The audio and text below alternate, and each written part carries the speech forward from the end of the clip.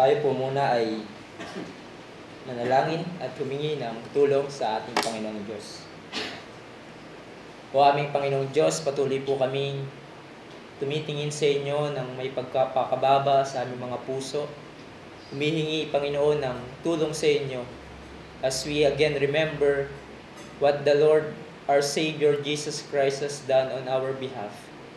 We pray, Lord, that we would have a deep appreciation, Panginoon, and we'll be forever grateful for the salvation blessings na natanggap namin dahil si Jesus ay namatay para sa aming mga kasalanan at kami ay kanyang tinubos sa aming pagkakasala. Tulungan niyo po kami as we observe one of the ordinances, Panginoon, na nilatag mo para sa iglesia, ang Lord's Supper. We pray, Lord, that you would help the preacher of your word, that he would be clear, Panginoon, sa mga sasabihin niya patungkol sa ginawa ni Jesus. Sa lahat ng ito, sa inyo po kami umaasa lamang. In Jesus' name. Para sa ating pag-alaala ng ginawa ni Jesus sa ating kaligtasan through Lord's Supper, ay pinili kong pag-aralan natin at i-refresh ang ating sarili bilang paghahanda sa observance of the Lord's Supper, ang mahalagang katuruan na makikita natin sa salita ng Diyos na ating pinag-aralan na last time din nung tayo ay nag-observe ng Lord's Supper. At ito ay ang walang iba kundi ang justification o ang pagpapawalang sala ng Diyos sa isang makasalanan. Tulad ng narinig natin kanina, this doctrine answers the question and the dilemma na how God can be just and the justifier of the wicked. Paano na ang Diyos nananatiling matuwid, tapat sa kanyang hustisya, at pinapawalang sala niya ang nagkasala. And we found the answer, and that is the work of God in justification through His only Son. And for this study ay pinili kong gamitin natin yung sinabi sa Westminster Shorter Catechism, question number 33, bilang ating framework pagdating sa topic na justification. Sinabi doon, what is justification? Answer, justification is an act of God's free grace wherein He pardoned and all our sins and accepted us as righteous in His sight only for the righteousness of Christ imputed to us, received by faith alone. At mula dyan ay napag-aralan natin yung meaning of justification. Ano ang ibig sabihin ng justification? It means, ang justification ay pagdedeklara ng Diyos sa makasalanan na siya ay napatawad na sa lahat niyang pagkakasala at itinuturing na siyang matuwid at malinis sa harap ng Diyos. Nakita din natin yung author of justification. Sino ang author ng justification? Ito ay walang iba kundi ang Diyos Ama specifically. Ito ay kilos ng Diyos sa makasalanan. It says again sa Westminster Catechism, justification is an act of God's free grace. So ang Diyos made a way through Christ upang tayo ay maging matuwid sa kanyang harapan. Justification is not a cooperation between God and man. It is solely an act of God. And lastly, nakita din natin yung essence of justification, and that is God pardoned all our sins and accept us as righteous in His sight. So pinagkalooban tayo ng kapatawaran sa lahat ng ating pagkakasala. Hindi lamang yon ang ginawa ng Diyos sa atin in justifying us, but also accept us as righteous. As if we have never sinned. As if we perfectly obeyed ang lahat ng dinidemand ng Diyos na katuwiran sa atin. At we are treated as such. Tinatrato tayo ng Diyos na matuwid sa kanyang harapan. And today we will continue the study of the doctrine of justification, and we will be looking at the basis of justification, the instrumentality of justification, and lastly, the blessings of justification. So, first, o pangatlo, the basis of justification. Sinabi doon, only for the righteousness of Christ imputed to us. So negatively, at narinig natin kanina that the Bible declares that justification is not based on us or anything done by us or wrought in us. Contrary sa paniniwala ng iba na ang kaligtasan nakabase sa pananampalataya plus ang ating gawa, or salvation plus Christ plus works, or faith plus obedience to God's law. Others believe that God justifies us because of what we are. I am a good person, or what we have done. I do good works. I obey God's law. So all self-righteous and based or works-based religions believe that. So, but the Bible says God does not justify us because of what we are, or what we have done, or what is wrought in us. Dahil sa harap ng Diyos, tayo ay mga patay sa kasalanan. We fall short of God's glory, at dahil sa kalagayan na yan, kahit na yung mabuting gawa natin, ay tinitignan ng Diyos na isa lamang maruming basahan sa kanyang harapan. The Bible says it is impossible to obtain salvation through our works and through our own obedience to the law. In fact, yan yung nakita natin kanina. Romans 3:20 says, "For by the works of the law, no human being will be justified in His sight. Through the law comes the knowledge of sin." Galatians 2, sinabi doon, "We ourselves are Jews by birth and not Gentile sinners, yet we know that a person is not justified by works of the law, but through faith in Christ Jesus." So malinaw, walang sino man ang mapapawalang sala ng Diyos dahil sa kanyang sariling gawa. In fact, sinabi ni Pablo, yung binanggit kanina sa Galatians 5, na kung ang ating pagsunod sa batas ng Diyos sa ating works ay nakaka-contribute sa ating kaligtasan, meaning kung yung works pala, no, yung obedience natin, yung good works natin, nakaka-contribute pala ito sa ating kaligtasan, sinasabi ni Pablo, yung ginawa ni Jesus walang saysay yun. The gospel of grace is nullified, and Christ will profit us nothing kung pwede pala na sa pagsunod ng law ay maaari tayong mapawalang sala sa Diyos. And here, let us look at Philippians 3:8. And I want you to open your Bibles that na mahalagang sinabi ni Pablo sa Philippians 3, beginning verse 8. Sinabi ni Pablo, here Paul written his personal testimony ng kanyang kaligtasan.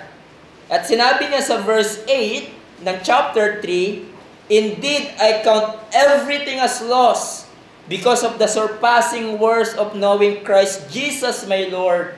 For His sake I have suffered the loss of all things and count them as rubbish, in order that I may gain Christ and be found in Him, not having a righteousness of my own that comes from the law, but that which comes through faith in Christ, the righteousness from God that depends on faith." So, sinasabi ni Pablo, I came to know Christ, ako ay naligtas, not because of anything I have done, not by my own righteousness, So Paul recognizes na yung justification ay hindi nakabase sa human attainments of obedience to the law. Hindi ito nakabase sa religious achievements. Kung titingnan nyo yung context dyan ng Philippians 3, sinasabi ni Pablo in verses 5 to 6, na kung yung pagpapawalang sala ng Diyos ay nakabase sa performance ko, sa performance natin, sa obedience sa law, kung ang salvation nakabase sa religious achievements and privileges, sinasabi ni Pablo, top 1 ako dyan. Top 1 si Pablo na qualified makapasok sa langit kung yan ang basis ng ating kaligtasan. Pinanganak sa family na naniniwala kay Yahweh, monotheistic, kung sa atin pa pinanganak sa Christian family, Hebrew of Hebrews, pagdating sa law, blameless.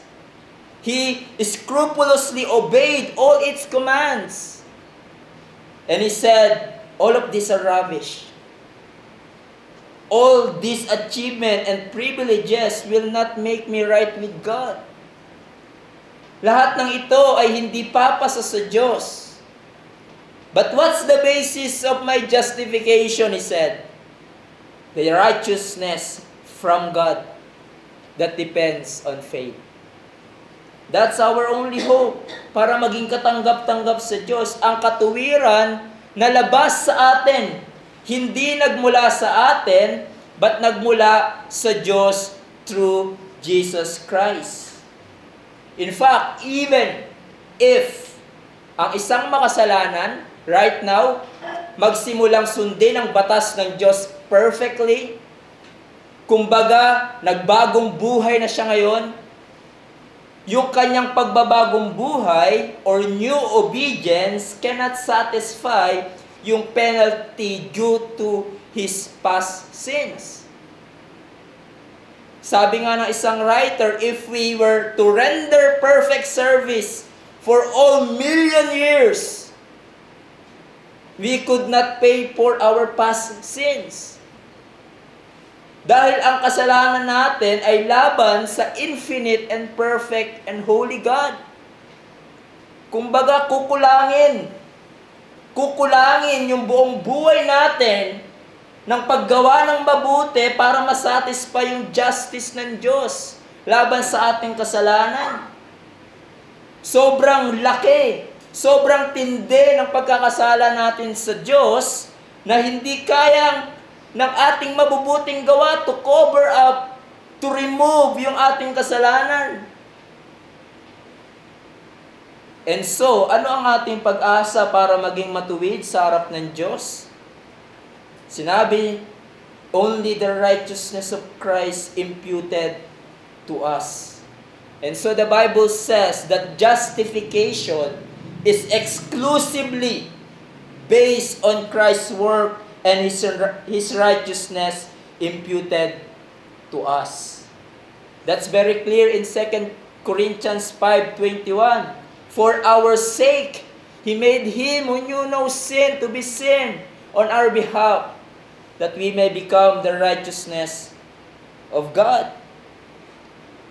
Ang katuwiran na kinakailangan natin para maging matuwid sa harap ng Diyos ay nagmula sa ginawa ni Jesus on our behalf. In fact, si Martin Luther called it as alien righteousness. Alien outside of us, meaning righteousness that entirely outside of us. Hindi nagmula sa atin and yet become truly ours. It becomes truly our very own as though we ourselves had achieved it. Paano ito nangyari? The answer is because of what Christ has done. Sinabi ni Mark Sarver sa kanyang exposition sa 1689, sabi niya, it is that the righteousness that Christ fully worked on our behalf during His days on earth, and especially while He hung upon the tree, that and that alone, which is the fulfillment of the perfect righteousness God requires. In other words, sa pamamagitan ng ginawa ni Jesus, yung kanyang perpektong pagsunod sa lahat ng katuwiran, sa lahat ng batas ng Diyos, at sa kanyang pagkakabayubay doon sa krus ng Kalbaryo para sa kabayaran ng kasalanan, yung obedience of Christ met the conditions necessary for our salvation. Marahil narinig nyo na yung theological term na passive obedience. No, ito ay tumutukoy lamang sa Christ's suffering and death on the cross. His sacrificial death to provide a basis for the removal of our guilt, to provide a basis for the forgiveness of our sins. But also there's what they call the active obedience. Ito naman ay tumutukoy sa perpektong pagsunod ni Jesus sa lahat ng kalooban ng Diyos, meaning His perfect obedience to all the precepts of God's law. At ito ay naisagawa ni Jesus during the entirety sa kanyang buhay. At ito ay culminate the great act of obedience ni Christ when He sacrificed His very own life on the cross. He was obedient to the point of death para tayo ay maligtas na magtitiwala sa Kanya. So ang obedience ni Christ, yung kabuuan ng obedience ni Christ on the cross as a sacrifice and perfect obedience sa pagtupad ng kautusan, ay ginawa ni Christ ito para mapawalang sala tayo at para maging perpektong matuwid sa harap ng Diyos. At paano ito nangyari na naging matuwid tayo sa harap ng Diyos? Christ's perfect righteousness ay ibinilang sa atin. Nagkaroon ng tinatawag na double imputation. Christ made sin, who knew no sin, meaning ibinilang ng Diyos ang ating kasalanan kay Christ, at siyang ang nagdusa imbis na tayo, and the righteousness and perfect obedience naman ni Christ ay ibinilang sa atin. Imputed, credited to all who believe in Christ. Romans 5:17 says, because of one man's trespass, si Adam, death reigned through that one man.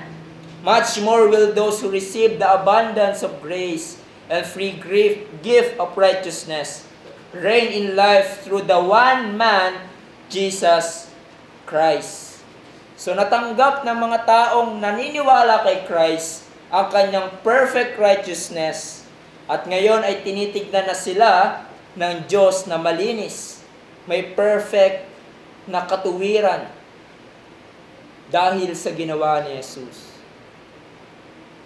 And I hope every time you remember that, you would say sa inyong puso, what a glorious truth. This is the good news. Because what we cannot do to attain salvation and justification, Christ did it for us. Kinuha ni Jesus ang nararapat para sa atin. At ano yun? Ang ating kasalanan, ang ating kabayaran sa ating kasalanan, ang parusa na nararapat sa atin. Christ took that. Christ has taken upon Him what belongs to us. And He has given to us what belongs to Him. And that is His perfect righteousness. So this is the basis ng ating pagpapawalang sala sa Diyos. Not anything done by us or wrought in us, but as a free gift of God's grace in Christ, through the redeeming work of Christ when He suffered and died on the cross of Calvary, and in the righteousness and obedience of Christ. Consider then the instrumentality of justification. Paano natin mapapasa atin ang biyaya na ito, na justification? Paano mapupunta sa atin ang katuwiran ni Jesus? What is the means to receive it? The answer is by faith alone. The only instrument by which itong righteousness na ito ni Christ ay mapapasa atin ay sa pamamagitan ng pananampalataya. And the Bible repeatedly declares that we are justified by faith. For example, in Romans 3, for we hold that one is justified by faith apart from works. And in Galatians 2:16, yet we know that a person is not justified by works of the law, but through faith in Christ Jesus. And another proof text is Philippians 3:9, yung binasa natin kanina. And be found in Him, not having a righteousness of my own that comes from the law, but that which comes through faith in Christ, the righteousness from God that depends on faith. So these passages that I read ay malakas na ina-assert that the faith is the only instrument to receive the grace of justification. So ang justification ay hindi natin natanggap, tulad ng binanggit kanina, by sacraments, not by works, not by baptism, hindi sa pamamagitan ng penitensya, but by faith alone, kay Christ at sa Kanyang ginawa. So, diyan nakatuon ang ating pananampalataya. Diyan dapat nakatuon ang ating faith sa ginawa ni Jesus. At itong pananampalataya natin na ito, ang siyang paraan para makamtan ang kaligtasan. We have been studying, di ba, the life of Abraham. At sa paanong paraan nakamtan ni Abraham ang kaligtasan. Sa paanong paraan that Abraham was counted as righteous. Nakita natin by faith alone. Abraham believed God and it was counted to him as righteousness. And Paul in Romans 4 used Abraham as an example that we can obtain justification hindi sa pamamagitan ng works of the law, even circumcision. Dahil sa panahon ni Abraham, naligtas siya, hindi pa establish ang law. The Mosaic law, in even yung circumcision. Hindi rin sa pamamagitan ng pagtutuli o ceremonial law na pinagmamalaki ng mga Jews para makamtan ang kaligtasan. No, by faith alone in God, a person is justified, and Abraham was an example of that. At kung gagawin din natin ang ginawa ni Abraham, who believe in God alone, tayo din ay mapapawalang sala. Ang pananampalataya ang natatanging instrument para makamtan ang kaligtasan. Now, we need to clarify something. When we say faith is the only instrument for justification, hindi ibig sabihin nito ang faith itself ang nakakapagligtas sa atin. It should not lead us to think that we are saved because of our faith. Dahil yan nga, yung sinasabi ng iba, di ba, kung tatanungin sila, paano ka naligtas? Dahil sa nanampalataya ko kay Jesus. It should not lead us to think that we are saved because of our faith. Dahil sino lang ba ang nakakapagligtas? Si Christ. Yung object ng faith natin. Hindi ka naligtas ng pananampalataya mo lang Si Christ ang nagligtas sa iyo. At nakamtan mo lang ang ginawang kaligtasan ni Christ sa iyo dahil nakamtan mo lang ang kaligtasan sa kasalanan na ipinagkaloob ni Christ sa iyo kung siya ay iyong paniniwalaan. So faith is never more than the instrument, the channel by which we receive grace and justification. So instrumento lamang siya. J.C. Ryle, sinabi niya, true faith has nothing whatever of merit about it, then in the highest sense cannot be called a work. It is but laying hold of a Savior's hand, leaning on husband's arm, and receiving a physician's medicine. It brings with it nothing to Christ, yung faith daw natin, but a simple man's soul. It gives nothing, contributes nothing, pays nothing, performs nothing.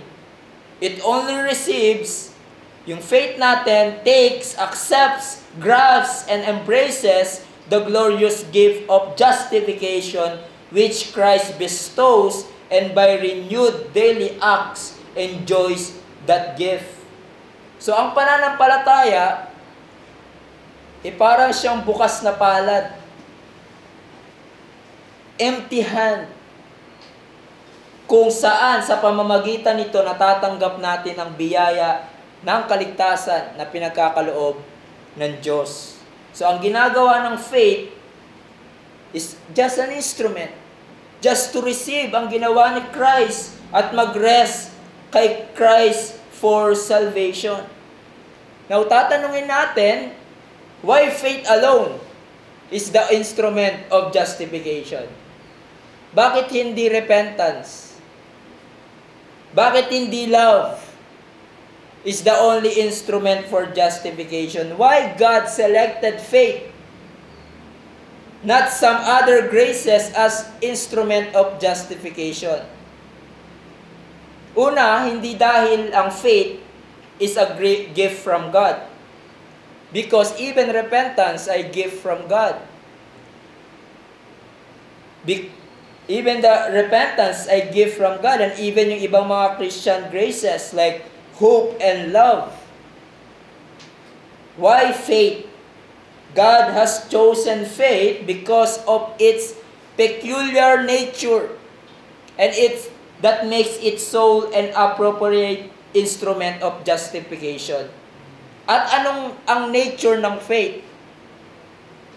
Trust in and rest upon another. Yun naman yung pananampalataya eh. Trusting yourself, resting upon another. So ang pananampalataya ay pagtitiwala, paglagak, pagsalig ng iyong sarili sa iba. So faith, just like what Sam Waldron said, faith justifies because it concentrates all the attention on Christ and looks away from itself to Christ. So in other words, ang faith ay hindi parang isang kamay na bubuksan natin sa Diyos para makuha ang kaligtasan, offering to God a merit, nor faith itself what brings merit, but faith, just like what I said, it is simply an empty hand that receives the all-sufficient merit of Christ as the only ground for justification. That's why it is by faith that sinner is justified. Sinabi ni R.C. Sproul, by faith alone means that all we need to do to be justified is to have faith. The moment we have faith, we will be justified. If it is true faith, then works will follow. But neither our faith nor our works contributes to our justification. The only grounds or basis for our justification is the righteousness of Christ, which imputed to us. The only way we receive the benefit of His righteousness is by believing in Him. We are justified by faith alone, apart from any consideration of our works, but not by faith that is without works. Kasi tatanungin natin, di ba? How about yung ating good works? Ano yung gamit nito? O yung tanong na, what about the Epistle of James?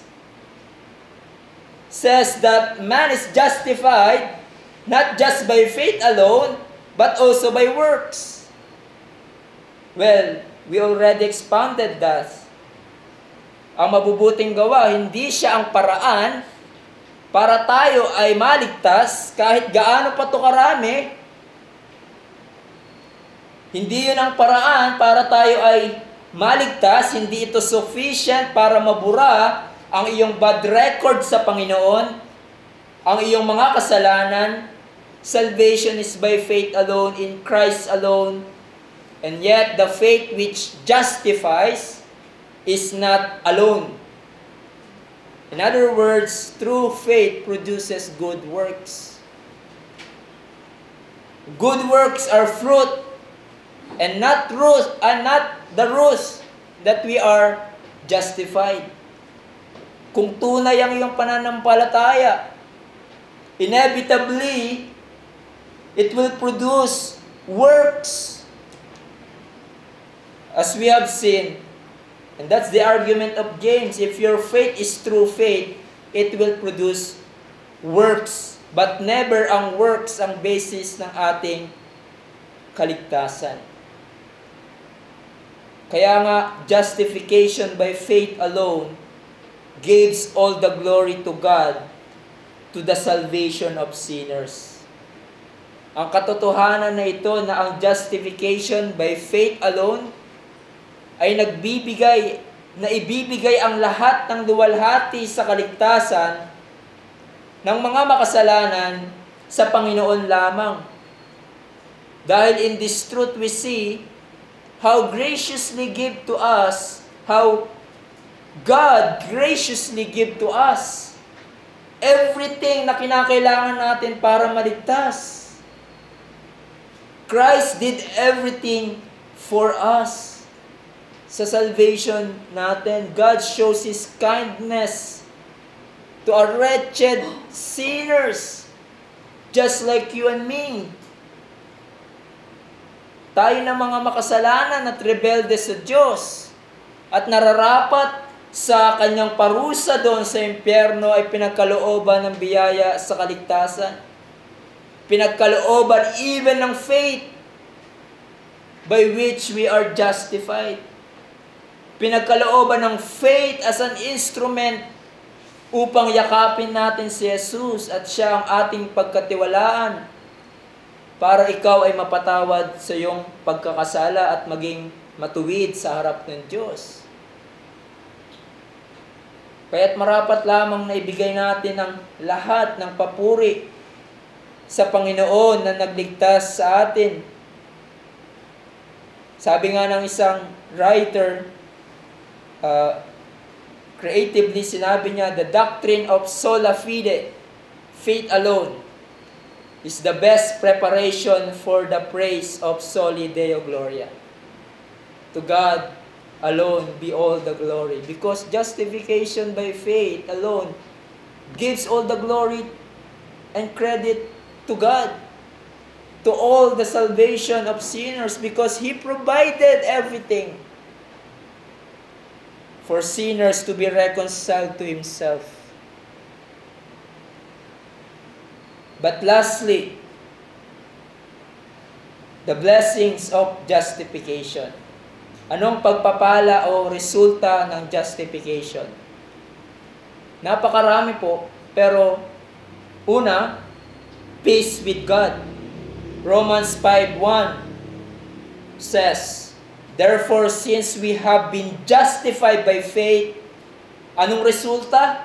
We have peace with God through our Lord Jesus Christ. And peace with God here has to do with the end of hostilities with God. Meron na tayong kapayapaan sa Diyos before Nung hindi pa tayo na-justify, kaaway tayo ng Diyos. We are at war with God. Napopoot ang Diyos sa atin every day. We are under His wrath. We are children of wrath and punishment, but justification by faith ends that hostility. Ends that hostility, and now we have peace with God because we are justified by faith alone in Christ alone. But secondly, condemnation averted.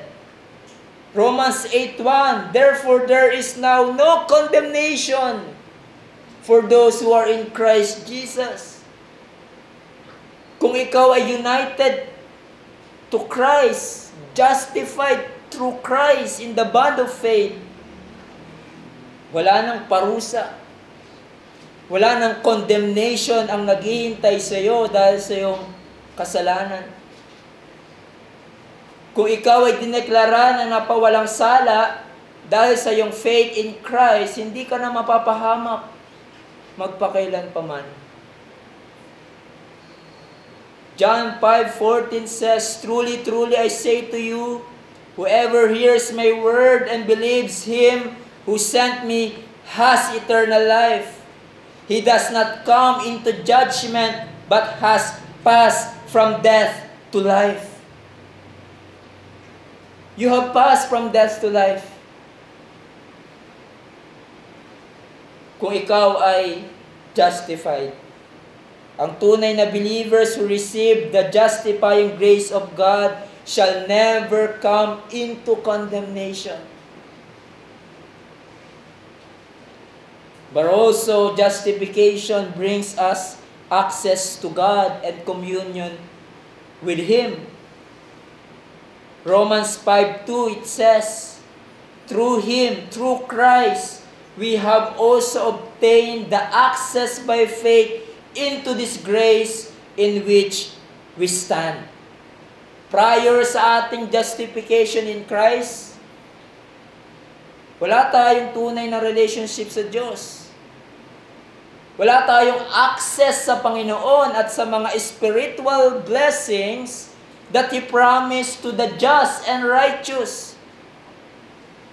Sinabi nga ni Pablo sa mga believers in Ephesus, prior ng kanilang justification, he said to them in Ephesians 2 verse 12, you were at times separated from Christ, alienated from the commonwealth of Israel, and strangers to the covenants of promise, having no hope and without God in the world. In other words, prior sa ating justification, we don't know God in a saving way. We don't have a saving knowledge of God.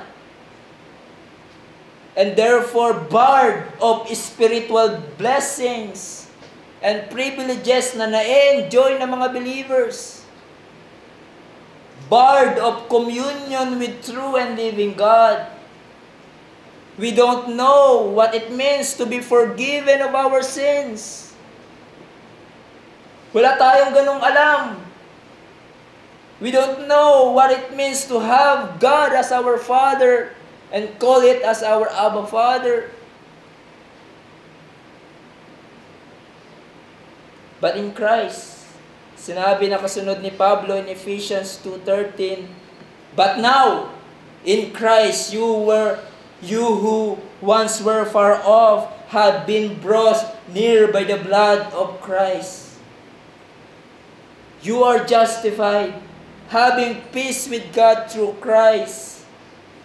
And in verse 18, it says, for through Christ, we have both access in one Spirit to the Father. Noong tayo ay pinawalang sala, nung tayo ay napawalang sala, hindi na tayo strangers ng blessings ng Panginoon. And we have access to the throne of grace to meet God and commune with Him anytime and anywhere.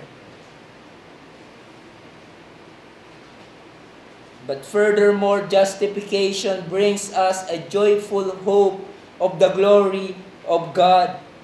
Again, it says in Romans 5:2, through Him we have also obtained access by faith into this grace in which we stand, and we rejoice in hope of the glory of God. Yung phrase na hope of the glory of God, ito ay tumutukoy sa pag-asa, sa assurance na meron ang mga believers to see God and the completion ng ating kaligtasan sa hinaharap. It refers to our assurance that we will be seeing the glory of Christ, of God in Christ Jesus sa Kanyang pagbabalik, and we will be glorified with Him. We have that assurance right now na ito ay mangyayari talaga, na ito ay makakamtan natin yung eternal glory na pinangako ng Diyos for those who are in Christ. While for others, lalo na ang mga unbelievers, seeing God's glory sa hinaharap will mean terror and dread sa kanila.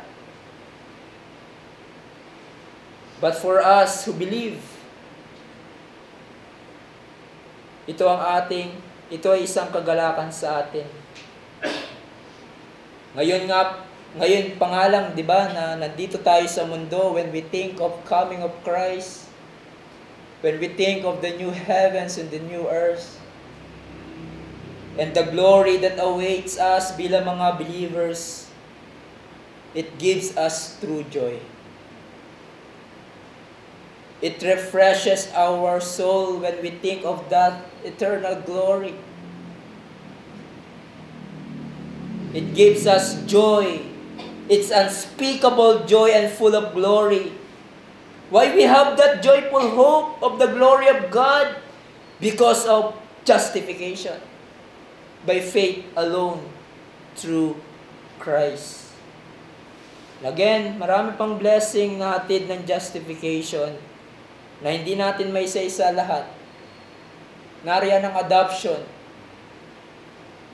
Nandyan ang sealing of the Holy Spirit. The Holy Spirit dwells to those who are justified. Nariyan din ang eternal life. Nandyan ang blessedness in the future because we are justified. What a blessings. What a blessings we have received nang tayo ay napawalang sala ng Diyos. And so in conclusion, the challenge for us, glorify God for justification. Our response sa katotohanan na tayo ay nakatanggap ng justifying grace of God is that rejoice in the Lord.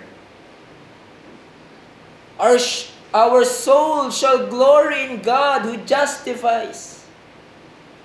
Marapat lamang na ibigay natin ang luwalhati to the God who justifies the wicked.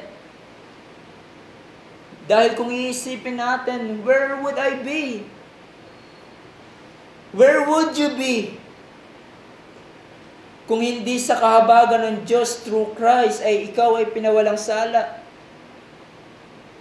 Certainly, tayo ay mananatiling patay sa ating kasalanan. Tayo ay mananatiling nasa ilalim ng sumpa at puot ng Diyos dahil sa ating mga kasalanan. We have no hope whatsoever in this life and death. We are heading to eternal punishment in hell. But God, being rich in mercy, sa biyaya ng Diyos, pinadala niya ang kanyang bugtong na anak to rescue us from the power of sin and its punishment. Christ took our sins, suffered and died on our behalf. At ang kanyang perpektong katuwiran ni Jesus ay naibilang sa atin. Dinamitan tayo, sinuotan tayo, At taglay-taglay na natin ito, yung katuwiran ni Jesus, at tinitignan na tayong matuwid, malinis sa harap ng Diyos, at nakatanggap ng napakaraming dakilang blessings na ipinagkakalob ng Diyos sa mga matutuwid. In our Lord's Supper, that's we are going to remember. His body was broken for our justification. His blood shed for our justification. And as we remember what Christ has done through these symbols, marapat lamang mga kapatid na unang lumabas sa ating bibig, sa ating mga puso, "Oh God, thank you for saving my soul. Thank you for your Son, my Lord and Savior Jesus Christ, who died for my sins." But secondly, take comfort in justification. The truth of justification is our great comfort whether in life and in death. Sabi nga sa Heidelberg Catechism, question number 1, sabi doon, what is your only comfort in life and death? And the answer is that I am not my own, but belong, body and soul, in life and in death, to my faithful Savior Jesus Christ. He has fully paid for all my sins with His precious blood, and has set me free from the tyranny of devil. He also watches over me in such a way that not a hair can fall from my head without the will of my Father in heaven. In fact, all things work together for my salvation, because I belong to Him. Christ, by His Holy Spirit, assures me of eternal life and makes me wholeheartedly willing and ready from now on to live for Him. You see, ito ang ating assurance. Ang comfort natin sa buhay na ito, sa kamatayan man at sa pagharap natin sa Diyos, na si Jesus namatay para sa aking kasalanan. He died for me. And now I belong to Him. No more charges of sin against me. No more condemnation.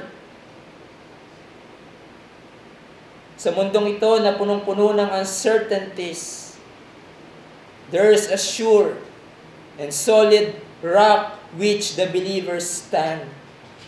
And that is Christ died for us. He shed His blood for us. And you are forgiven of your sin. Ikaw na ngayon ay matuwid sa harap ng Diyos because of what He has done. And no one can change that.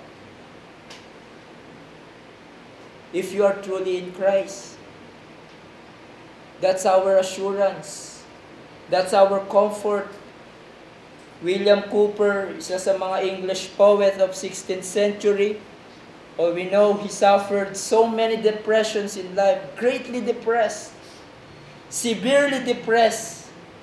Depression ang nararanasan niya sa buhay dahil sa masalimuot na nangyari sa kanya. In fact, he even attempted to commit suicide.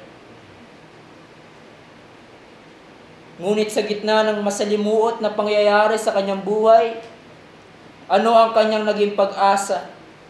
Saan siya tumingin upang magpatuloy? Ano ang kanyang naging kagalakan?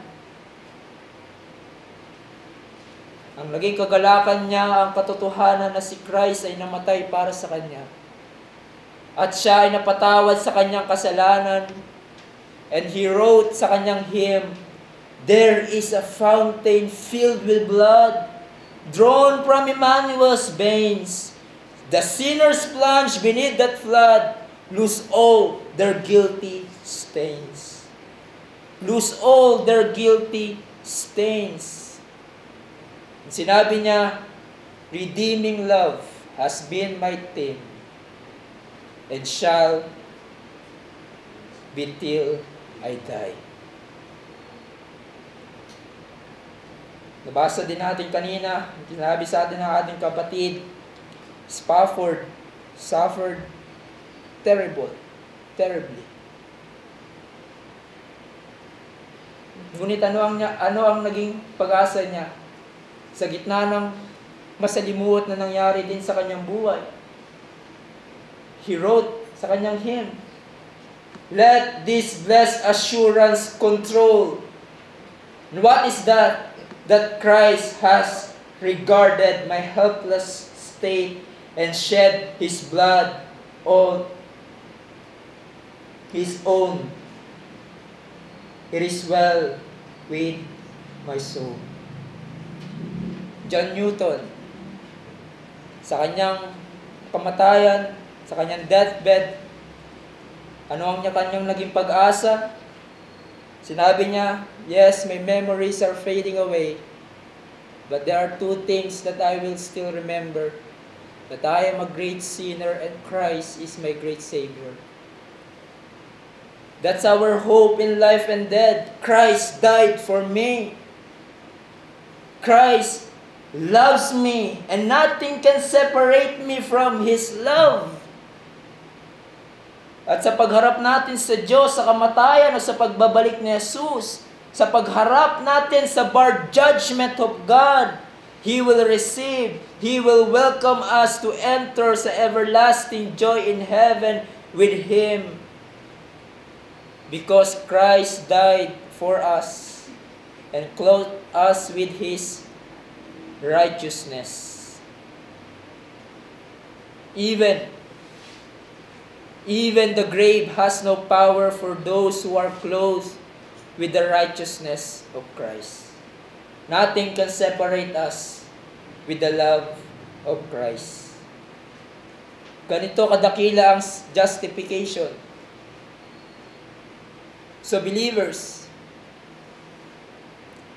kung ganito kadakila ang gospel of our Lord Jesus Christ, the challenge for us as a church, proclaim the justifying grace of God. Proclaim the gospel of our Lord Jesus Christ. Brethren, no man is justified until he repents and believes the gospel. Ngunit paano nila maririnig ang magandang balita kung walang magsasabi sa kanila? Paano sila ma-justify kung hindi nila marinig ang pinagkakaloob na kaligtasan ni Christ? That's our task. Bilang mga believers, bilang church, to proclaim to them that God justifies the wicked through His Son. Let us proclaim the good news of our Lord Jesus Christ, na ang kanilang kasalanan ay maaaring mapatawad dahil sa ginawa ni Jesus. Paul said in Romans 1:16, "For I am not ashamed of the gospel, for it is the power of God of salvation to everyone who believes, to the Jew first and to also to the Greek. For in it the righteousness of God is revealed from faith for faith." So ang katuwiran na kinakailangan ng isang makasalanan para tanggapin ng Diyos, it is revealed in the gospel, in our Lord Jesus Christ. Siya ang pag-asa ng makasalanan para sila ay maging matuwid sa harap ng Diyos. The gospel is the good news of salvation that the whole world needs to hear.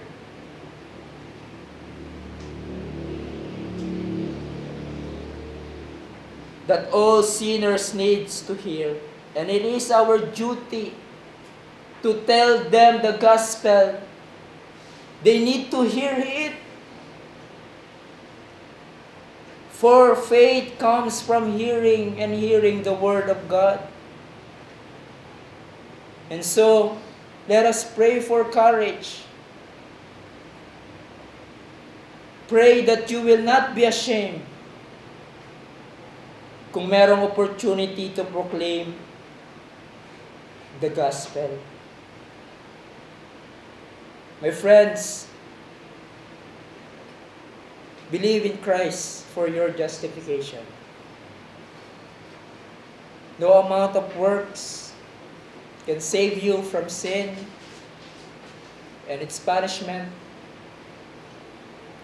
No amount of your religiosity can save you from eternal punishment in hell. At kung magpatuloy kang hindi nagsusuko ng iyong buhay kay Christ,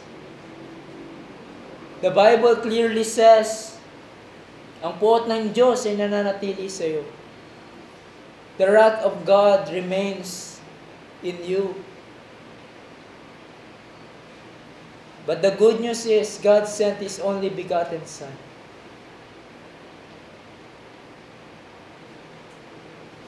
Into the world. At kung sino man na magtiwala sa Kanya ay hindi na mapapahamak, kundi magkakaroon ng buhay na walang hanggan.